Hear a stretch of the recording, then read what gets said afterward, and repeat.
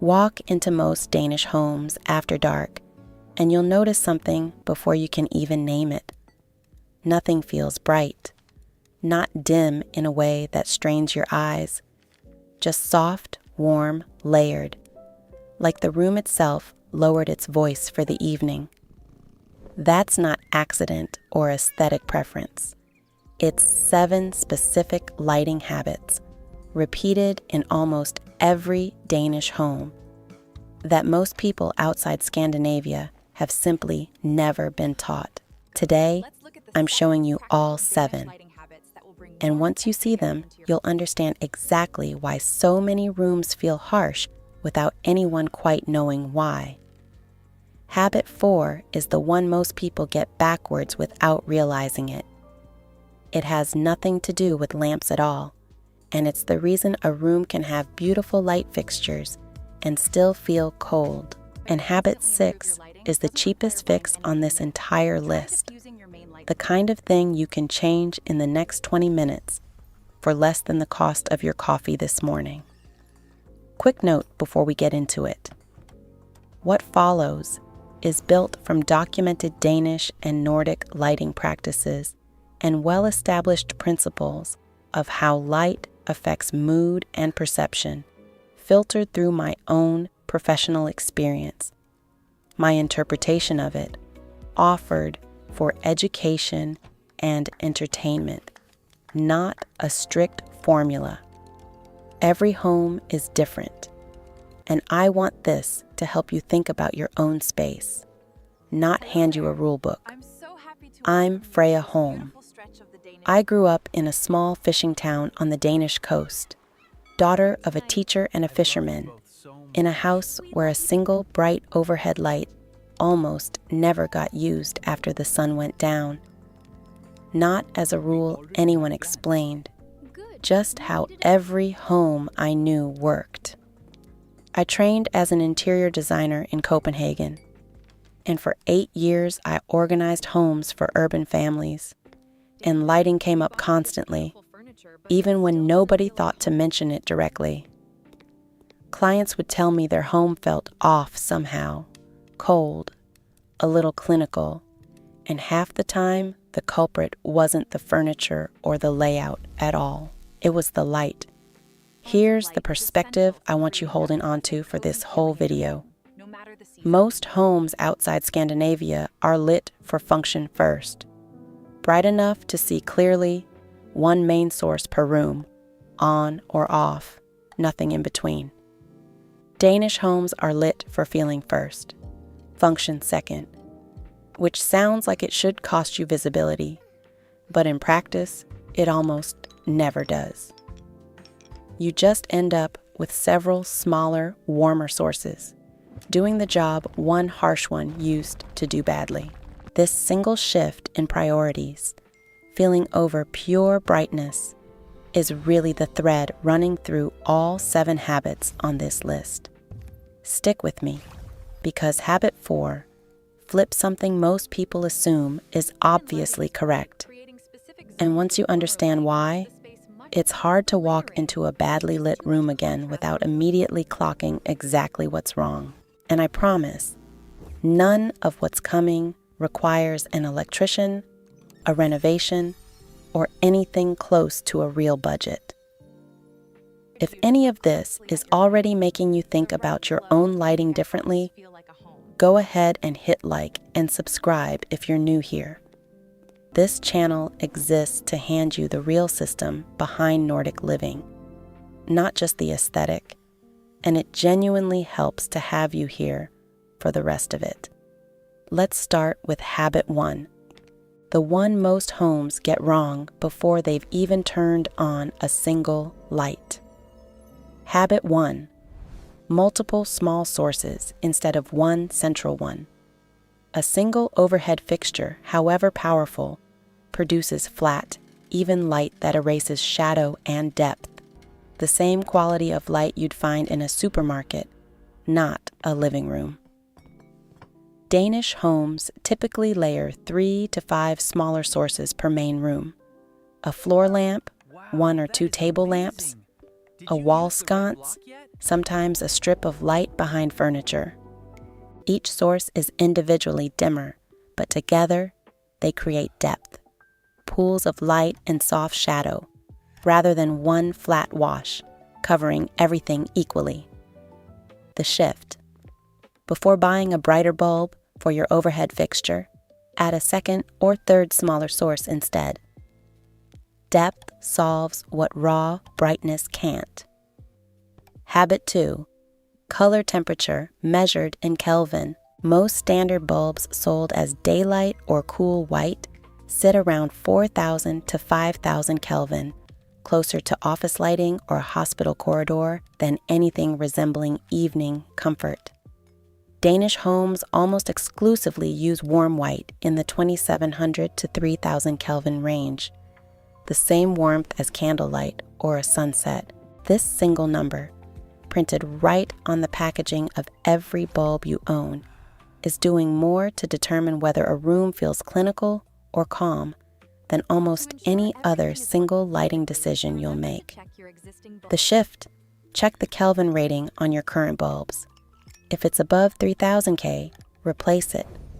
This is a 5-minute fix, and it's often the single most noticeable change on this entire list.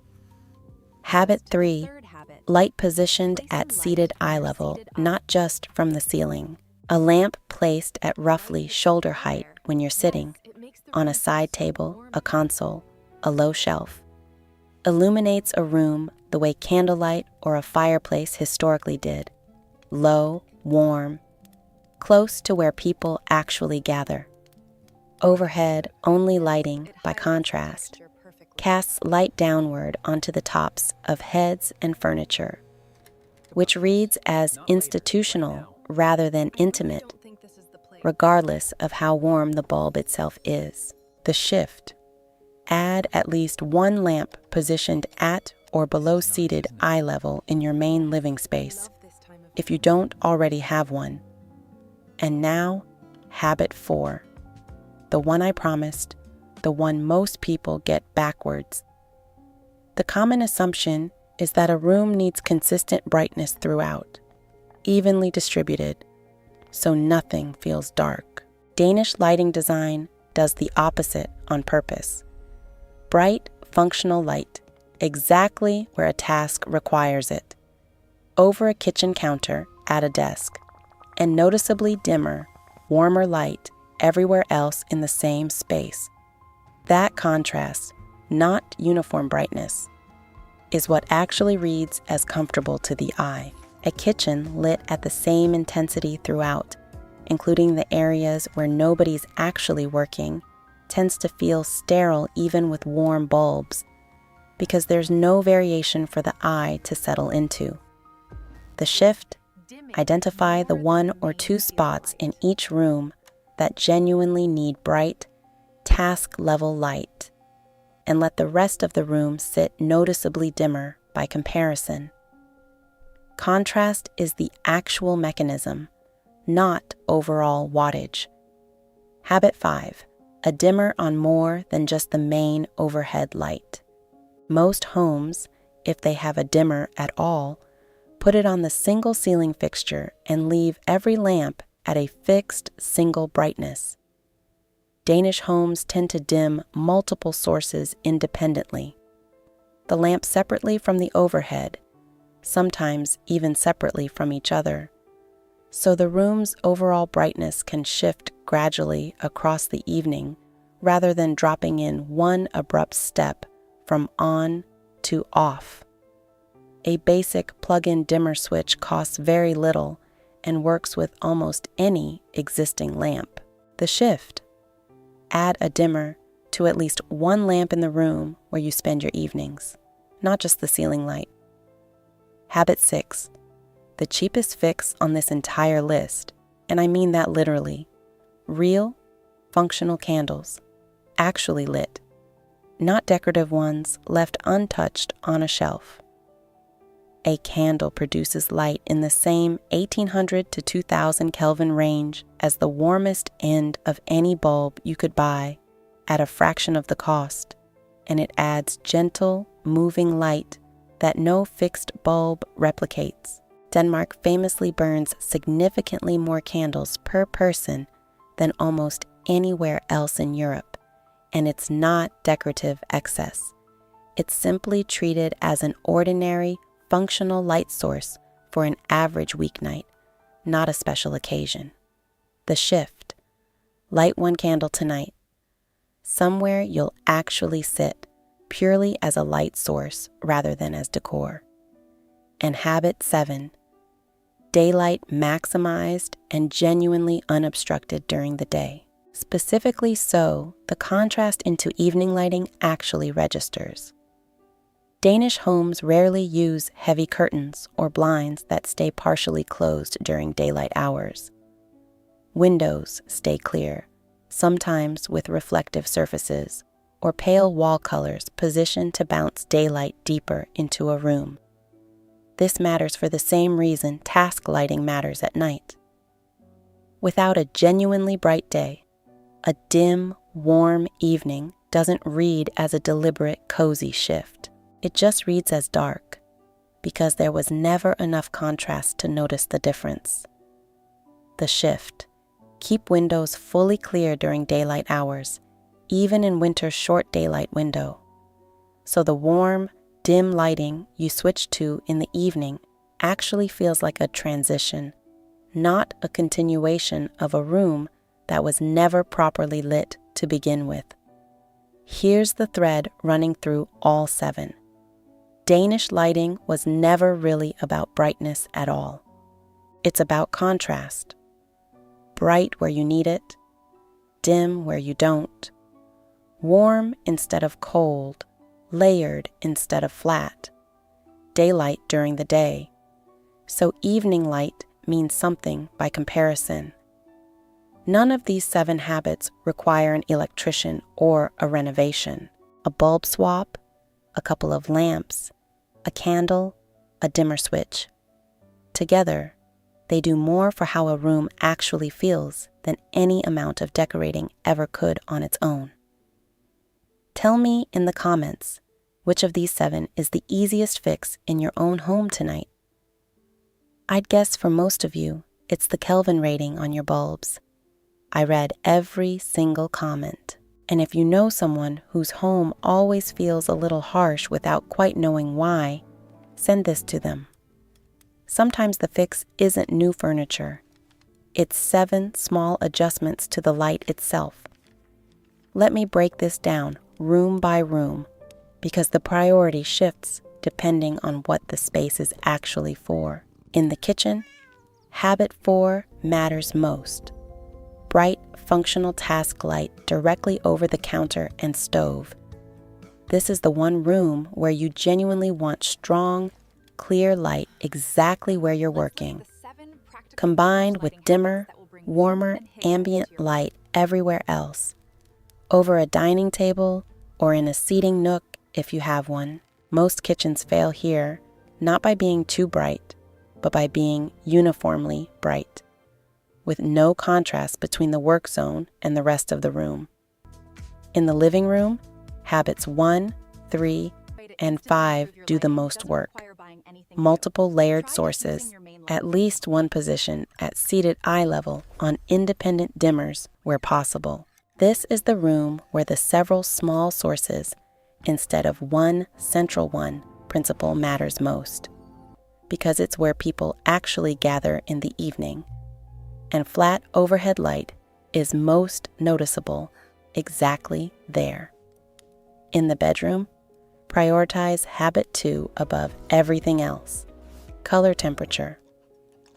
A cool white bulb in a bedroom actively works against winding down. Regardless of how many lamps you add, swap that bulb first before anything else on this list. If your bedroom currently runs anything above 3000 Kelvin. And in the bathroom, I'll be honest, this is the one room where Danish design makes a partial exception. You genuinely need brighter, more neutral light for grooming tasks. Shaving, applying makeup, seeing clearly. Even here though, a secondary, dimmer, warmer source for evening use, if your bathroom has room for one, makes a noticeable difference for a space you're also in right before bed. Now, for anyone renting, or anyone who can't touch existing fixtures or wiring, almost everything on this list is achievable without an electrician. Plug-in lamps solve habit 1 and habit 3 entirely. You're adding sources, not rewiring anything. Bulb color temperature is a screw-in swap in any fixture, rented or owned.